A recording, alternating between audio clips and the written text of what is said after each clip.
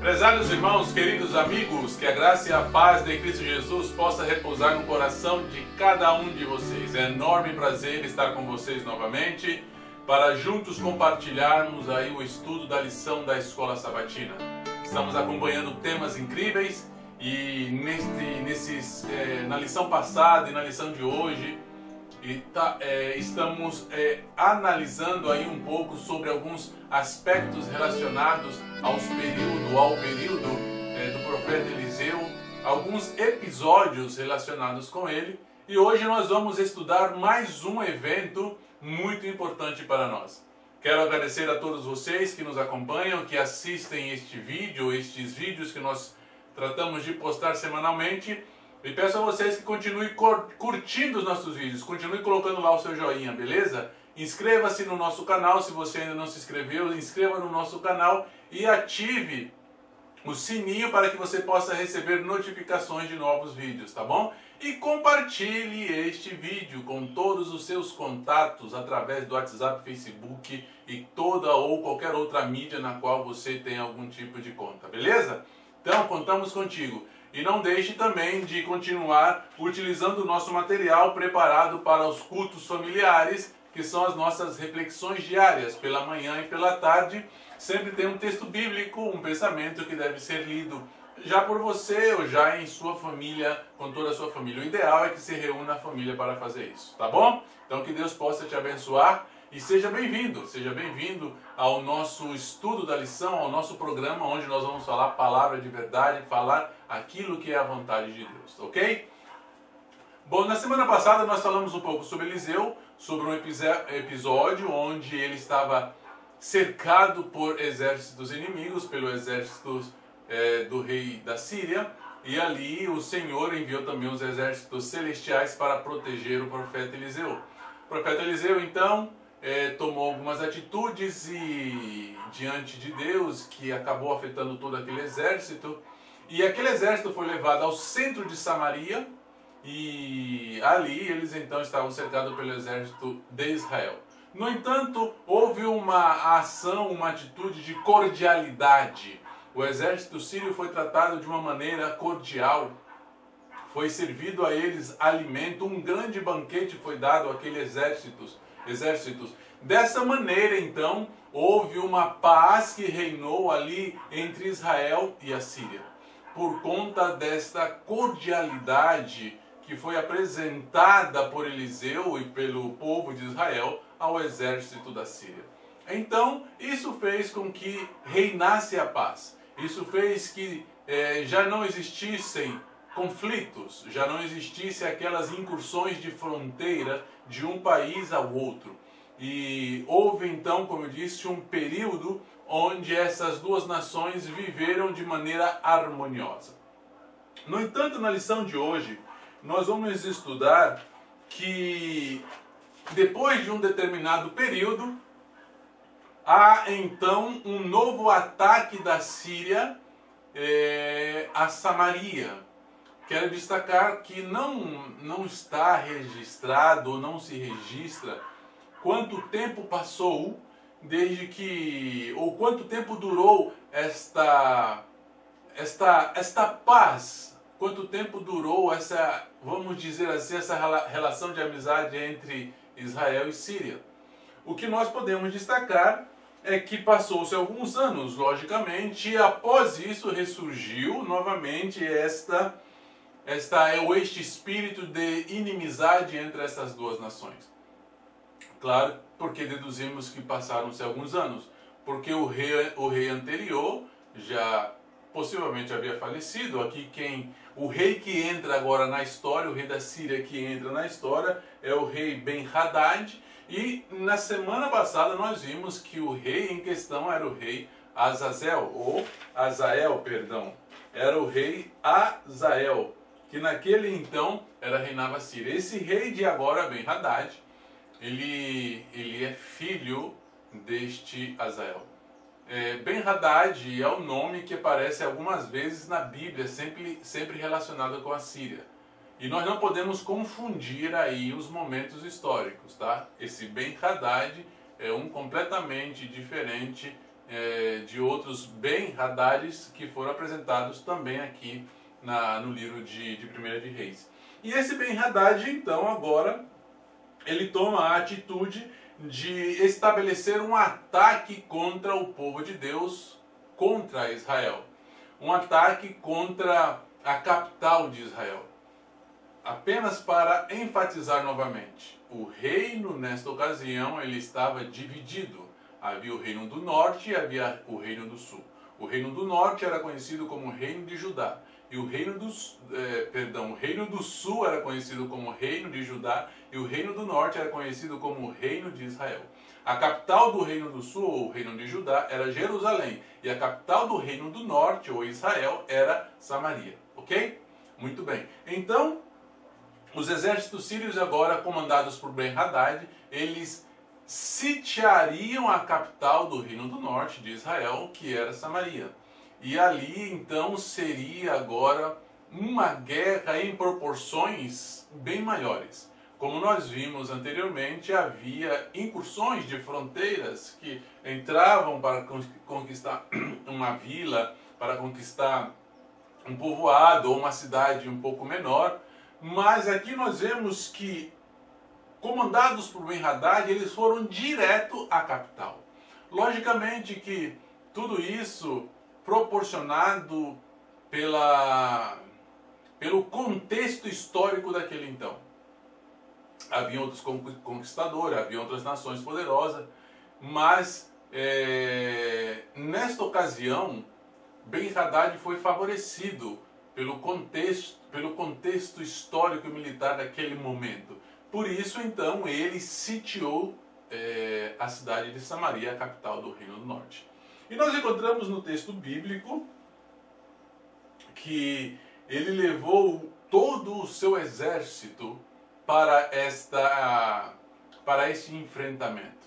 É de destacar que sitiar uma cidade causa ou traz diversas consequências para a cidade em si que está sendo sitiada e, logicamente, para aqueles que estão sitiando. Mas os mais prejudicados em questão seria, logicamente, todos aqueles que estavam vivendo na capital do reino, que estavam vivendo em Samaria.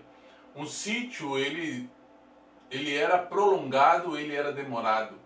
Como as cidades elas tinham muralhas que protegiam, serviam de proteção e serviam também de estratégia para combater o inimigo, os exércitos, quando chegavam, tratavam de sitiar a cidade. Com que intuito? O sítio servia para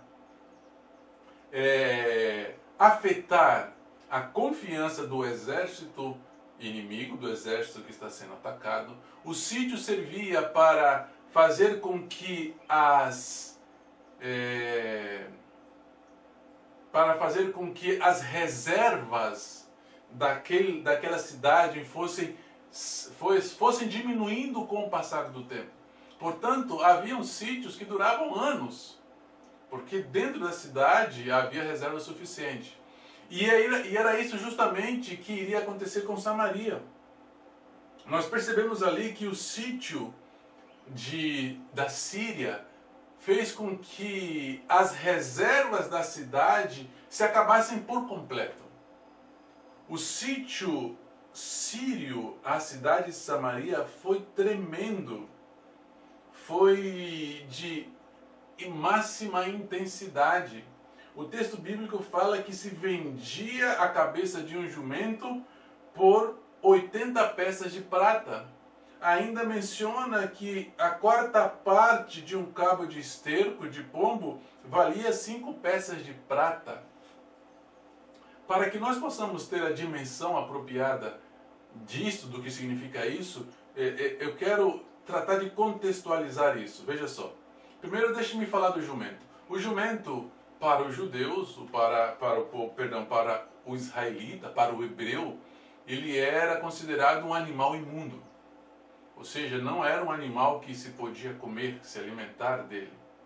E caso se comesse a carne deste animal, era em última, quando já não houvesse mais nada, sabe? Quando estivesse realmente faltando tudo, era o último recurso a ser utilizado. E a pior parte deste animal era a cabeça, porque na cabeça não tinha nada de carne, apenas ossos.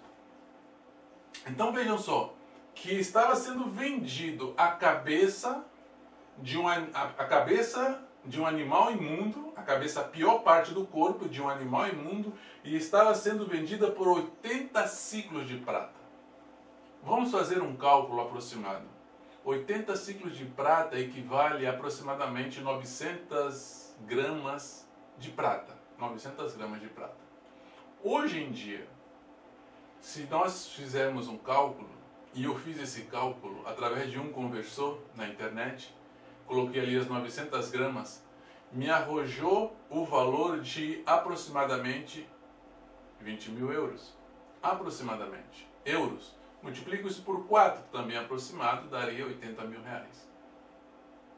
Portanto, ainda que naquele tempo a prata ela era um material mais abundante, a prata era um material que se encontrava com mais facilidade, logicamente. Tudo isso nós devemos levar em questão. Mas só para que você tenha ideia, estava se comprando a cabeça de um bicho imundo por um valor exorbitante. Sabe quando subiu o preço? Sabe quando acontece de subir o preço de alguns alimentos? Mas estou falando de alimento bom. Ainda assim nós reclamamos, porque o preço fica muito alto. Aqui eles estavam comprando o pior alimento que podia haver por um preço enorme. E não só isso, não terminava aí. Ainda fala-se que eles estavam pagando 5 peças de prata por uma quarta parte de um cabo de esterco de pombo. Uma quarta parte, ela representa de um cabo, representa aproximadamente 1 litro, um pouco mais de 1 litro. E esse um pouco mais de 1 litro estava valendo 50 peças de prata. E isso equivalia,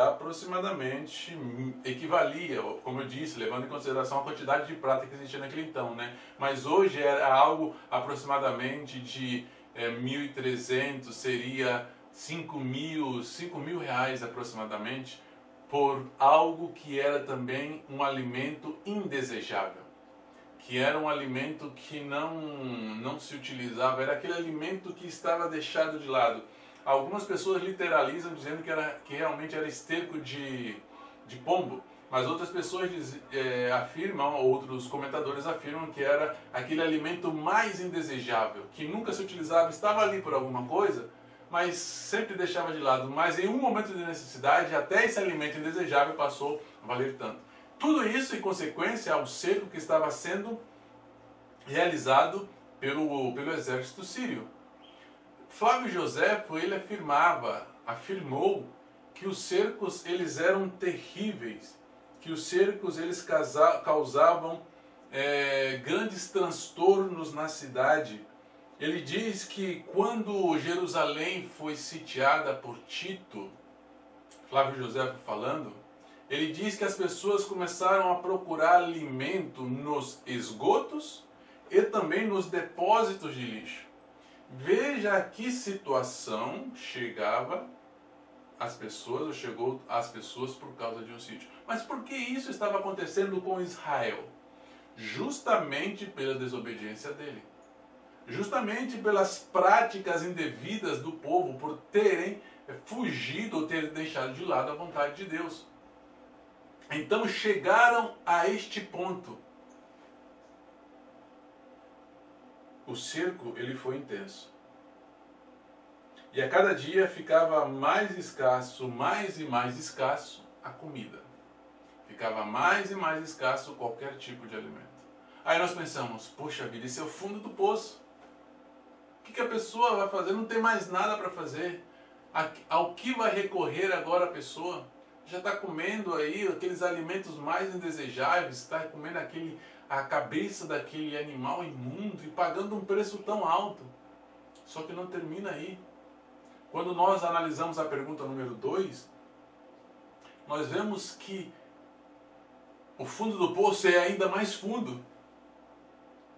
Porque as pessoas, elas estavam agora comendo os seus próprios filhos.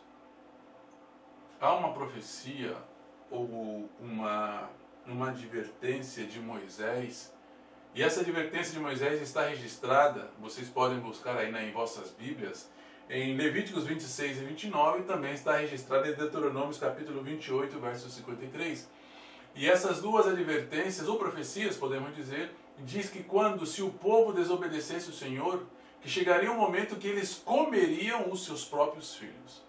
E foi justamente isso que viria a acontecer no cerco de Samaria, quando o exército sírio estava ali. Duas mães estavam discutindo. Um filho já havia sido comido.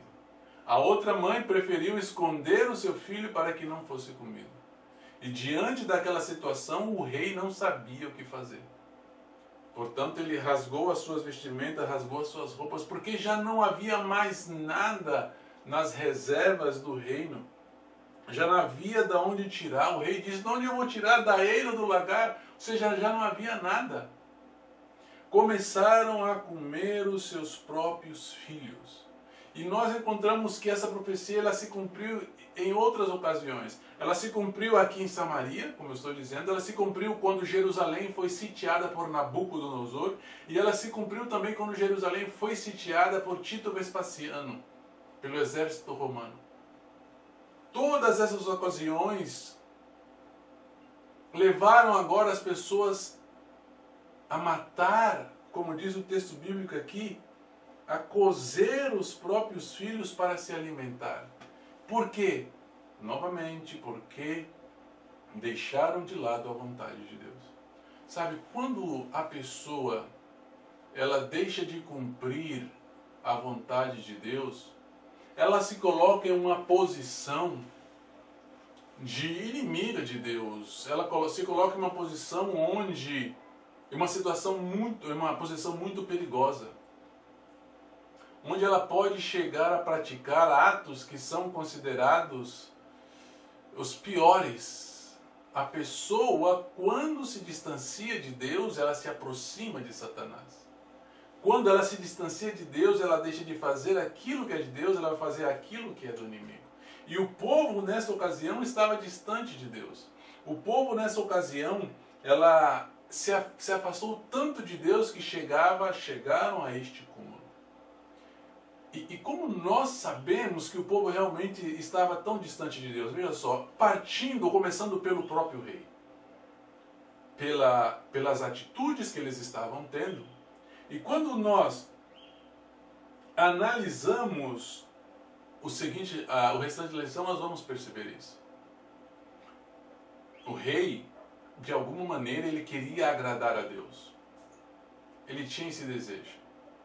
Quando ele rasgou as suas vestimentas, ali, nesta situação onde as mulheres estavam comendo seus próprios filhos, ele estava por baixo com uma vestimenta de cilício. O texto diz que o rei trazia cilício por dentro sobre a sua carne, ou seja, ele estava com a sua vestimenta real. Quando ele rasgou, viram então que por baixo estava ali uma vestimenta de cilício. O cilício era uma vestimenta de indulgência, era uma vestimenta de penitência, era uma vestimenta de mortificação. Aparentemente o rei ele estava querendo agradar a Deus com aquela vestimenta. Normalmente se utilizava por fora, mas o rei utilizou por dentro. E de alguma maneira ele queria conseguir o favor de Deus com aquilo. Mas ao mesmo tempo, com o desejo de solucionar o que estava acontecendo, ele passou então a acusar o Senhor. Vejamos na pergunta número 3, por exemplo, o que acontece ali. Diz que um dos que estavam junto com o rei, um daqueles que andava com o rei, disse assim: este mal vem do Senhor, que pois esperaria do Senhor? Ou seja, os dizeres deste homem era o pensar do rei. eles estavam acusando o Senhor de tudo aquilo que estava acontecendo. A culpa é de Deus. O que podemos esperar? Isso vem do Senhor, a culpa é dele. É Ele que está nos afetando desta maneira. Então, foi fácil para o rei agora buscar um alvo para poder direcionar a sua fúria, para direcionar a sua raiva por toda aquela situação que estava acontecendo. E ao acusar Deus, diretamente ou indiretamente, também ele estava buscando ou acusava também o seu representante. E quem era o representante de Deus naquela ocasião? Eliseu. Não está na nossa lição, mas se você ler o contexto do capítulo 6, lá no finalzinho, antes do capítulo 7, você vai ver que o rei mandou agora um homem para decapitar Eliseu. E o Senhor advertiu Eliseu com relação a isso. Então o rei estava buscando de qualquer maneira solucionar dar solução àquela situação. Se Deus, segundo ele, não podia fazer nada porque o próprio Deus era culpado, então eu mataria Eliseu e eu tomaria agora toda aquela situação nas minhas mãos. Assim pensava o rei. Mas, como nós percebemos, isso não viria a acontecer. Porque imediatamente diante da acusação que estava sendo feita a Deus e ao profeta, Deus então envia uma resposta. A resposta que Deus envia é uma profecia que ele dá diretamente ao rei, dizendo que no dia seguinte toda aquela situação iria mudar.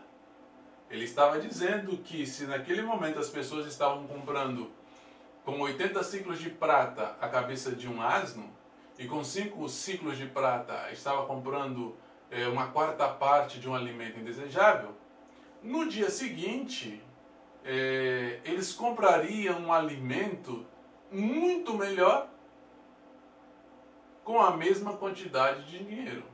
Ou seja, com a mesma quantidade de dinheiro eu compraria 120 vezes mais alimentos que eram de boa qualidade. Então esta profecia foi feita naquele momento pelo profeta Eliseu. E diante daquela profecia, novamente um dos homens de Jorão, que era o rei na ocasião, tratou de ridicularizar aquela profecia, dizendo: você acha que isso vai acontecer? Isso é impossível. Como é que amanhã alguém vai ter 120 vezes mais alimentos com a mesma quantidade de dinheiro que está usando agora?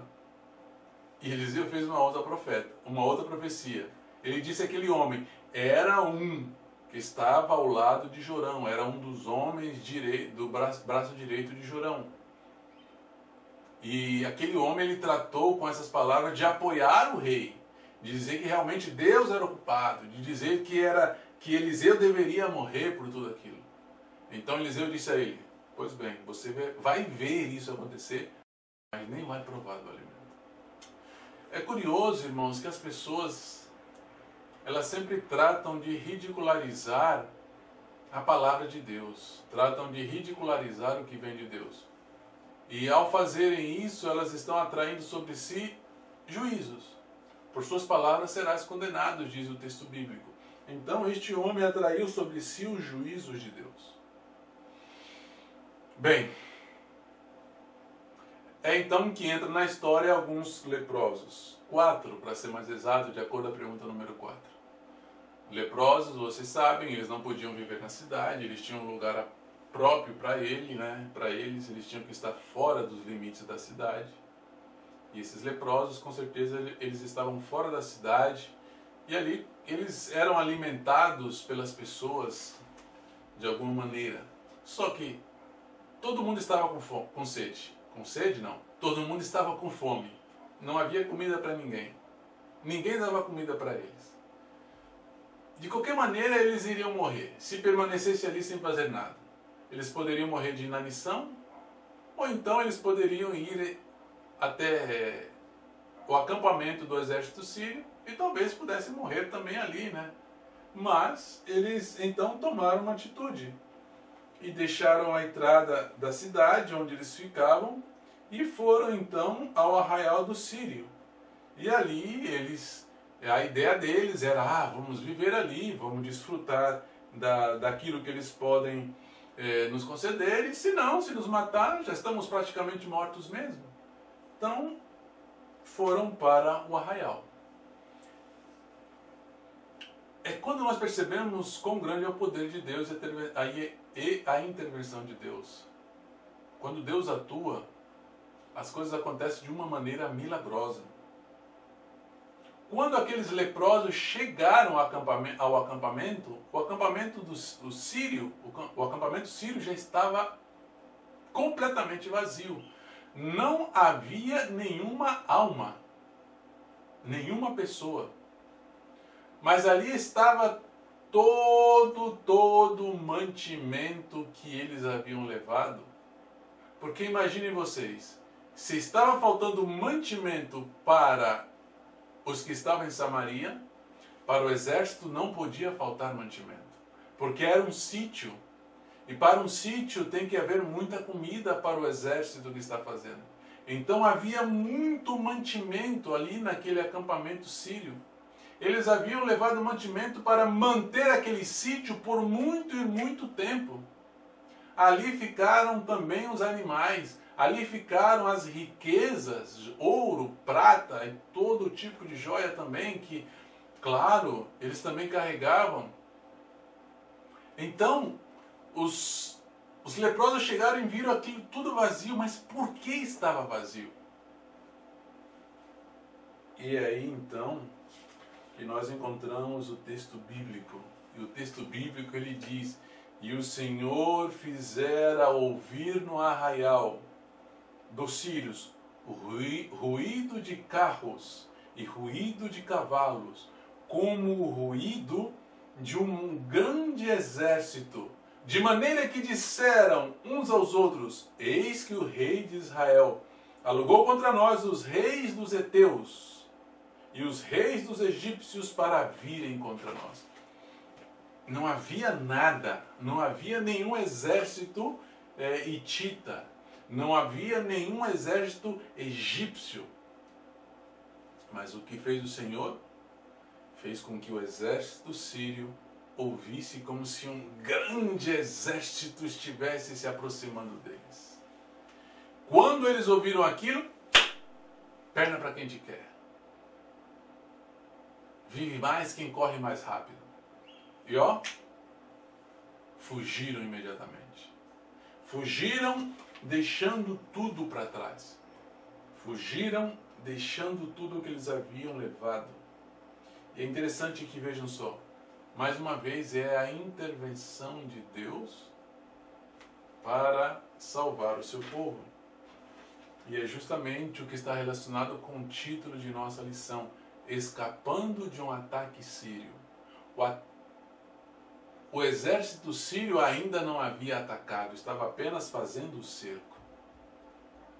E eles escaparam pelo poder de Deus desse ataque. Porque eles atacariam com certeza quando a cidade estivesse completamente debilitada. Mas Deus intervém e livra aquele povo. Quantas vezes Deus não intervém também em nossas vidas? Muitas vezes nós estamos assim como essa cidade, Samaria, sitiados, rodeados de muitos perigos, sem saber o que fazer, sem saber como reagir, com os recursos escassos. E de repente Deus, Ele faz com que tudo isso desapareça. De repente Deus, Ele atua de maneira milagrosa, Deus atua de maneira tão maravilhosa que somos libertados daquele sítio do inimigo, do sítio de Satanás.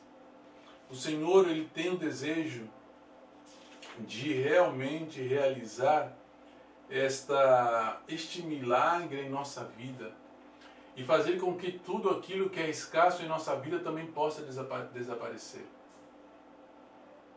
Assim como Ele atuou ali naquele momento, Ele quer também atuar na nossa vida. Pois bem, todo o exército sírio fugiu. E ficou tudo aquilo. Quando os leprosos viram todo aquele monte de comida, o que eles fizeram? Voltaram correndo para avisar todo o povo que estava passando fome. Voltaram correndo para salvar a vida daquelas crianças que estavam morrendo para saciar, que estavam sendo mortas e sendo comidas como alimento. Não, não fizeram isso. A primeira coisa que eles fizeram foi comer. Logo depois começaram a pegar as riquezas e também esconder. A princípio, em primeiro momento, eles pensaram em si mesmos. Sabe, aquele período, esse tempo que eles tardaram em levar a notícia, nesse pequeno, ainda que não descreva quanto tempo, mas nesse curto tempo, nesse lapso de tempo, quantas pessoas não morreram? Quantas crianças não foram mortas? Porque eles tinham uma boa notícia e não deram essa boa notícia. Deixaram para fazer ou deixaram para dar a notícia depois. Quando veio um peso de consciência. Sabe, muitas vezes nós também demoramos assim. Deixamos o momento passar. E tardamos um pouco mais para dar uma determinada notícia, e tardamos um pouco mais para fazer alguma coisa, e ainda utilizamos o ditado antes tarde do que nunca. Tardamos em ser pontuais em algumas atividades que nós devemos fazer. Não somos pontuais em levar uma boa nova. E quando nós deixamos passar o momento, nesse espaço que se passou, nesse lapso, muita coisa pode ter acontecido. É por isso que nós não devemos tratar de pensar em nós, ser egoístas como foram, apenas em nós e ser egoístas como foram esses homens leprosos. Mas, ainda assim eles reconheceram, não fazemos bem em não levar a boa notícia para o nosso povo. Ainda passaram algum tempo, eles regressaram e contaram notícia a todo o povo. A notícia chegou ao rei, todo o povo então foi beneficiado, e aquilo que havia sido dito por Eliseu se cumpriu, tal qual havia sido dito. As pessoas com a mesma quantidade de dinheiro compraram 120 vezes mais, e alimento de boa qualidade, o melhor trigo, a melhor cevada que havia. E aquele senhorzinho que falou que isso não aconteceria, ele viu acontecendo, mas morreu, como havia sido profetizado. Conforme a palavra do Senhor, as coisas aconteceram. Tudo ocorre e ocorrerá sempre conforme a vontade do Senhor. Tudo ocorrerá conforme o que Deus disse. A profecia ela foi cumprida. A profecia contradisse ou contradizeu. A profecia ela contradisse toda aquela incredulidade do rei e de outras pessoas. Sabe por quê? É a vontade de Deus. O que cabe a nós? Cabe a nós a confiança na palavra de Deus. Cabe a nós a confiança na vontade de Deus. Quando nós confiamos na vontade de Deus, nós descansamos em sua vontade. E quando nós descansamos na vontade de Deus, nós somos infundidos de valor e fé. Portanto, se o rei Jorão, se todo o povo houvesse confiado na vontade de Deus, logicamente que eles estariam em melhores condições e eles não haveriam passado por aquela situação tão terrível. Não haviam passado por todas aquelas calamidades. Mas a falta de confiança na palavra de Deus nos leva por caminhos que sempre nos conduzem para momentos indesejáveis. Diante deste livramento do Senhor, a lição a aprender é sempre confiar em Deus em todos os momentos. A lição a aprender é nunca deixar de lado a vontade de Deus. Que o Senhor possa te abençoar. Que o Espírito Santo continue iluminando o teu coração, a tua mente, para que a cada dia os ensinamentos bíblicos possam crescer e aflorar na sua vida. Que o Espírito Santo possa te levar sempre a fazer a vontade de Deus. Esse é o meu desejo e oração, no nome de Cristo Jesus. Amém.